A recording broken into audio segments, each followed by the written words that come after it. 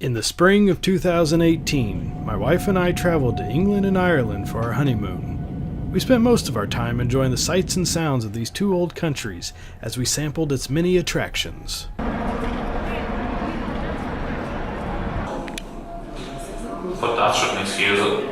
Some of the more notable attractions left us in awe of their splendor and natural beauty. The recorded history of these nations date back hundreds and thousands of years, leaving us marveling at their ancient wonders.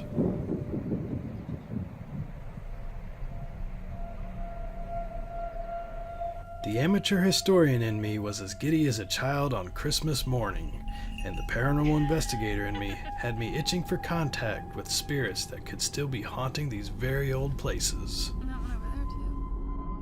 So, with my wife's permission and with her help, we spent a little time searching these ancient sites for their possible paranormal wonders. He's trying to kill me. He really is. I was thinking of leveling out a little bit. We'll begin our exploration in Ireland, on its most western peninsula, near the town of Dingle, where we stopped at a historic location my wife had found. Oh my goodness. My thighs, my calves, straight fire, 100%. Walking up these hills. Oh, there's a site for sore legs. Okay. Oh my God. Carry me the rest of the way, please.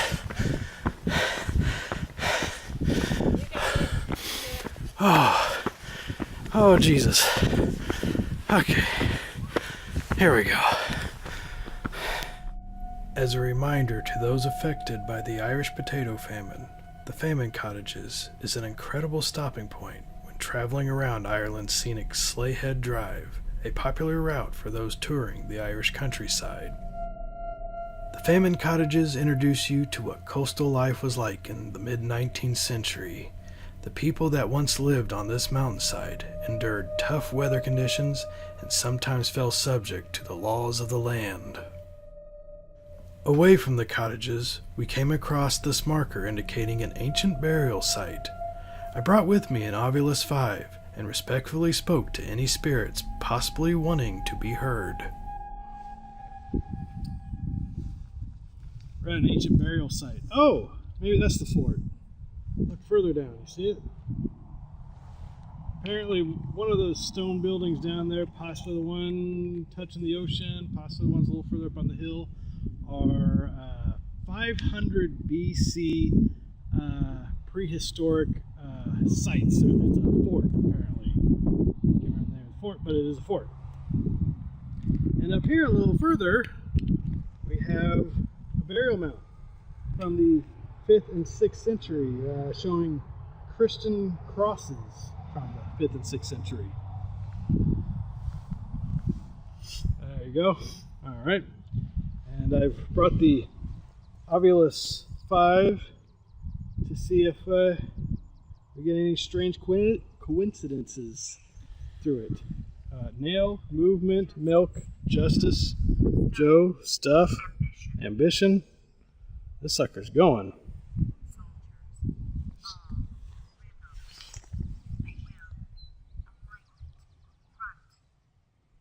This thing's just going. Wheel align. Hold. Burn. Since stones. Wow. Monarch. Lose him. Surprise. Vinegar. Save. Wow. Draw. Trail. Save. Drunk. Wow. Sentence. Say sentence. Say drunk sentence, of course. Letter. Wife. Hammer. Wife. David. City. Climbed. I did indeed. I've never seen it talk this much before. Then it just stops. Well, everybody know watching this video, We're on the hillside of the famous 18th century potato famine, where people. Sandra.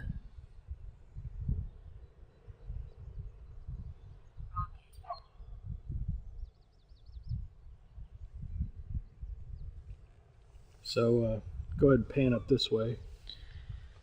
Get the houses. And there are some recreations and sort of restored. Wow. Amount turnover paper. A donkey in the background.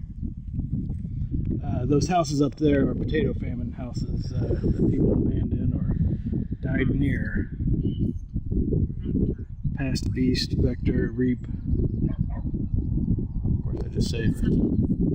Suffix, make, t, tickle, went. Huh? Done.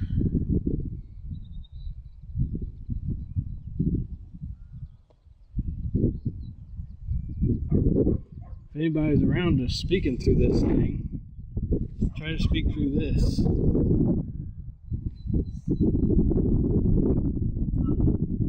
Talking. Wow. Cent. I left 2 cents in that dummy's hand up there. Lost. Ship. Of course, there's the ocean. Pass. Show. Adam. Current. Government. And. Ears. In. Some. Chest. Clear. Details. Okay, well, this sucker's just talking. About if there's any spirituality going on. Alright, let's go to the next site. Alright. If anybody watching this, we don't mean any disrespect. I mean, I'm a big believer of there are spirits still lingering here. Maybe they're trying to get a message across. One of the reasons why I like doing paranormal investigations. Shoot, if I was stuck on the other side and needed to get a message across, I'd want someone like me coming up here to talk to them. In addition to the famine cottages, the surrounding landscape was dotted with other ancient sites, such as Dunbeg Fort, located a few hundred yards away near the coast of Dingle Bay. Archaeologists have determined its origins to date back to 500 BC. To the east of the famine cottages is a ring fort, also known as a fairy fort. Ring forts are considered an early form of homestead dating all the way back to the Iron Age. These forts were made to protect families and livestock from predators, like the wolf that once roamed these lands. The old lore tells us that these forts were enchanted with the magic of the ancient druids. Believers in fairies avoided doing any harm to these forts for fear of supernatural repercussions. After visiting the famine cottages, we journeyed further up the mountainside to take in a better view of the land. As we walked along an old stone wall, I began hearing something rather strange coming from the hillside. Hello.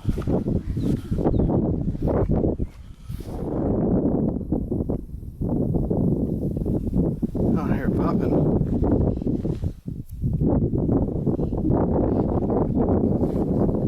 It might be.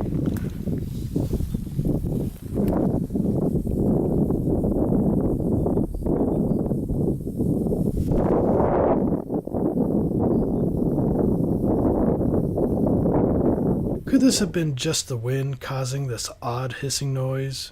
Or was this something warning me not to get any closer?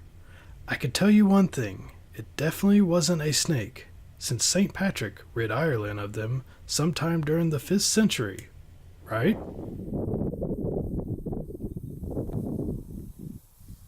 Might be. After taking in some more wonderful sights and sounds around the Dingle Peninsula, we headed west to a place thought to be made by the devil according to ancient lore. In the nice little town of Cashel rises a massive hill said to be a chunk of a nearby mountain called the Devil's Bit. It is said that when St. Patrick expelled the devil out of a cave 20 miles north of Cashel, a piece of the mountain landed here in County Tipperary, Ireland. And now, towering high above everything else in the town, sits the Rock of Cashel. Once the great fortress of ancient Irish kings, the Rock of Cashel had later become a cathedral. Over the next several hundred years, the Rock of Cashel would endure battles and looting until the late 18th century. Today, parts of the Rock of Cashel's history still remain and can still be visited today as one of Ireland's top tourist attractions. Okay, so far, everything in Ireland we're seeing has been on top of a hill.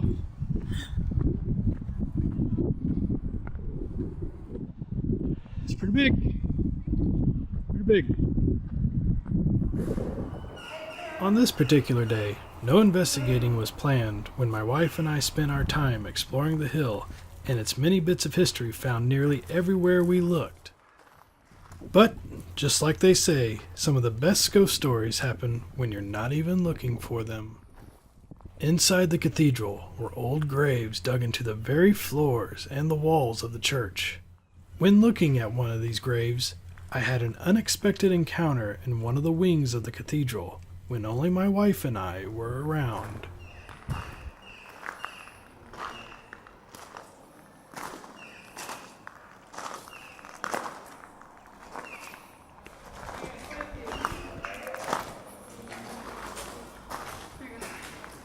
Okay.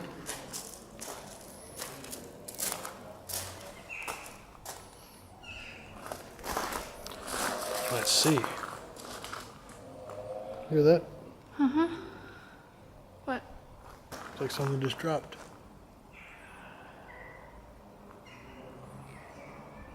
Probably from one of the birds.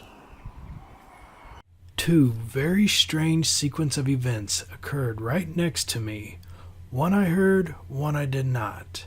I heard the rock falling, but what I did not hear was a very strange whisper very close to me.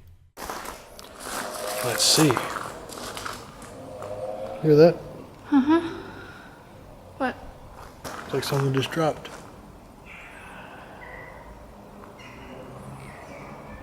Probably from one of the birds. Let's see.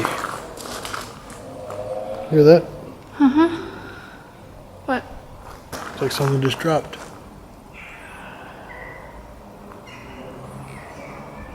Probably from one of the birds. Let's see.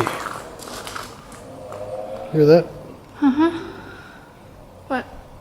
It's like something just dropped.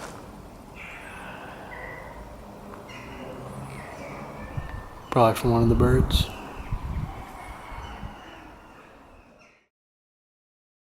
Ireland is truly one of the most beautiful and mystical places I have ever been.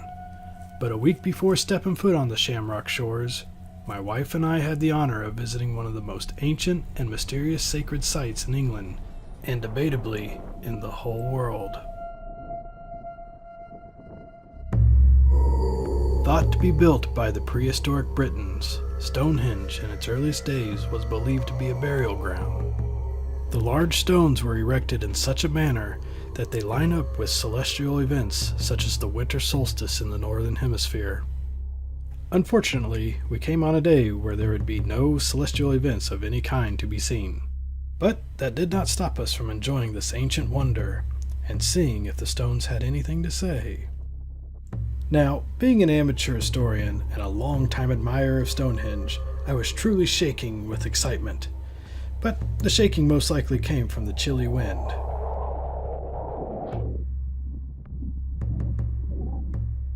Fanboy and chills aside, I knew this was a rare opportunity to compose myself and do a little investigating, since this is possibly one of the largest mysteries in the world with a bit of astronomical and supernatural lore surrounding it.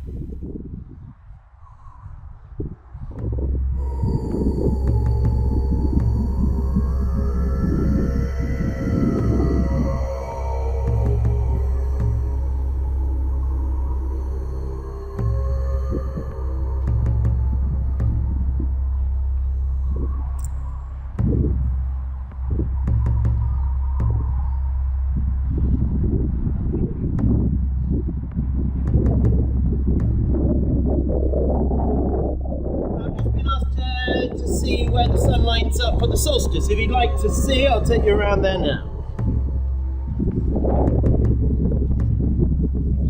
Where the sun rises on the longest day of the year. Of course, it's not perfectly lined up anymore.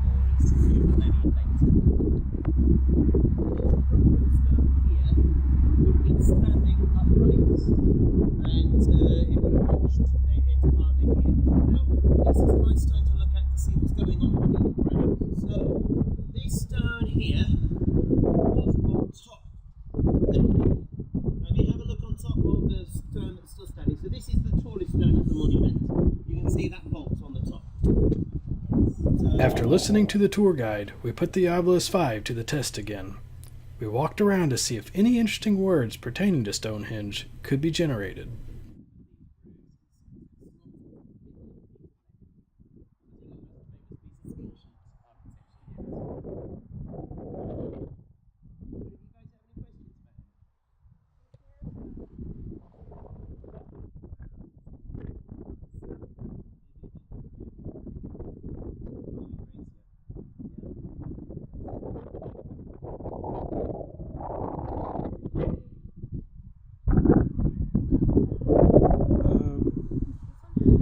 Yeah, it's a good centerpiece.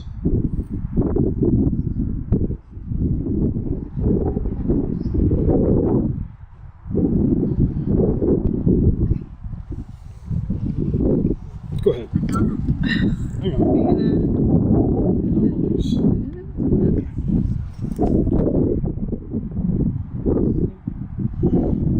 Excellent, thank you very much.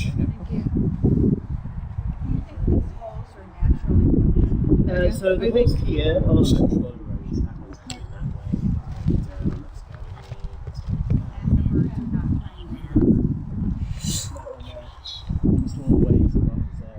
way. Meat. And, well.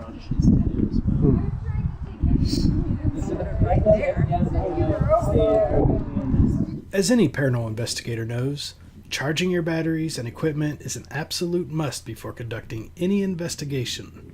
Rest assured, I had fully charged everything before coming to Stonehenge.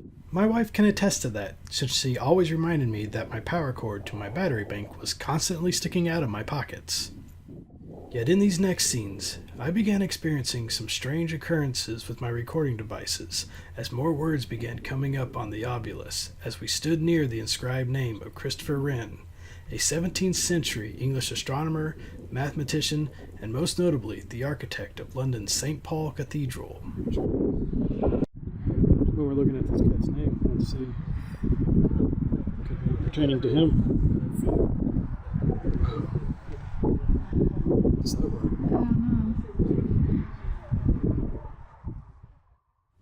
The word sin is an Old English word or spelling for the modern day English word of sin, which simply put means guilty. And, seeing that defacing Stonehenge is a major crime these days, could this word be pertaining to Christopher Wren for being guilty of writing his name on Stonehenge?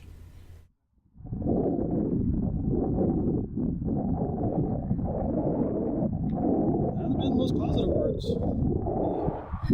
What are you angry about? I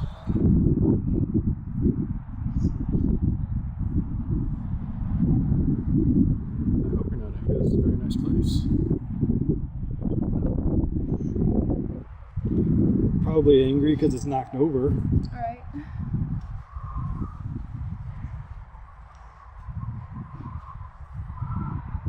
Didn't tell their story.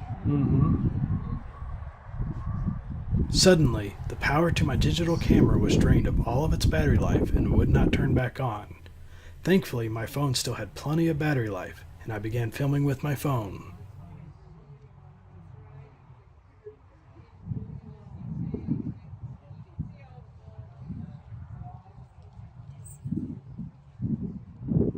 You know what's weird? What's up? That one. That's just weird. Those haven't fallen yet. This next word's interesting because I feel like it pertains to the conversation the tour guide is giving to the guests.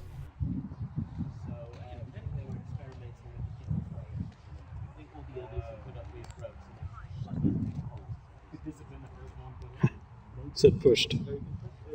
Said pushed. As it may be pushed all the way here.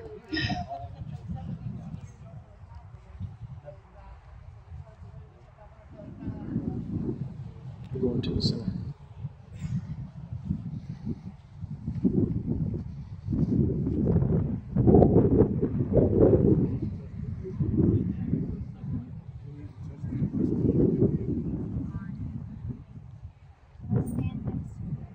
Weird.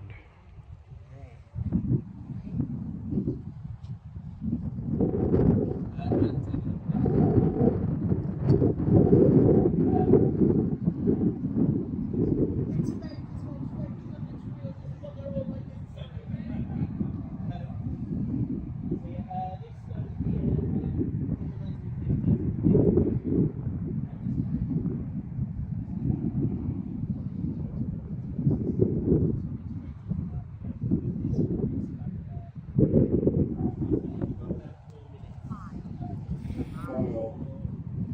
July.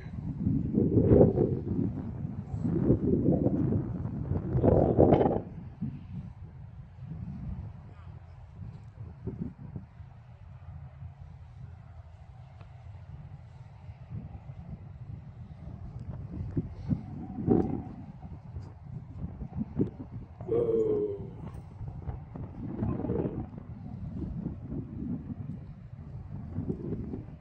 As in yank down. You said yank.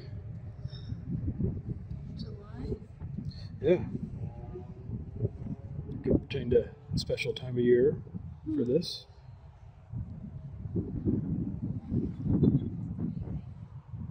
You've been a great fellow paranormal investigator. Mm-hmm. I still you talking about what? File. File line. File line. File formation. I see what you're saying.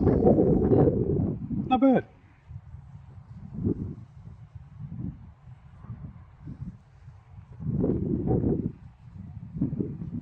Well, time to go. Our time at Stonehenge had come to an end, and unfortunately, we did not solve any ancient mysteries on this day. But maybe some of the words picked up by the obelisk can help unlock the secrets of the stone circle.